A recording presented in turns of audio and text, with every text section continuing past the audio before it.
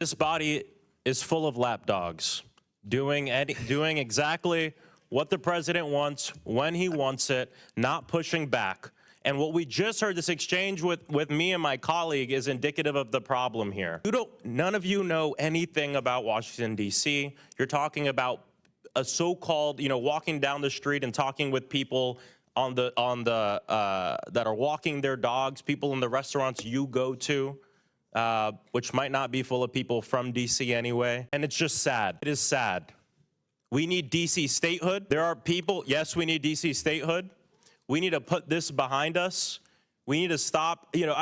It's wild to me that we're here debating with people from the Republican Party, a party that's supposed to be about states' rights and local rule and people, the consent of the governed, which is fundamental to our Constitution and this country. But before you, we have activists, organizers, people who are here to say that they want a voice. They want to be represented by the government that they pay taxes to. Free DC.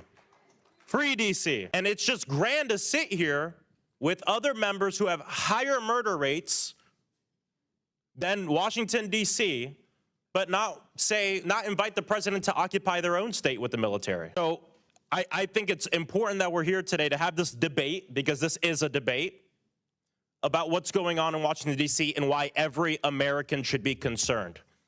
And why, of course, every American should be concerned about what the president's doing, but in many cases, even more concerned about the fact that Congress and that Republicans in Congress want to do nothing about it. And in fact, they want to enable it and do anything the president says. The gentleman couldn't even answer the question about if the bill was drafted with the White House. We know it was drafted with the White House. And so we say free D.C., and we'll continue to fight for the people of Washington, D.C., who deserve for their home to be a state, who deserve for their local officials that they voted for, their city council, their members, to make decisions about how to make sure that this is a safer place. And I gotta say, when we talk about crime, when we talk about violence, gun violence has been going down in this country the last 3 years. We still have a lot of work to do, but you guys talk about it and nothing happens.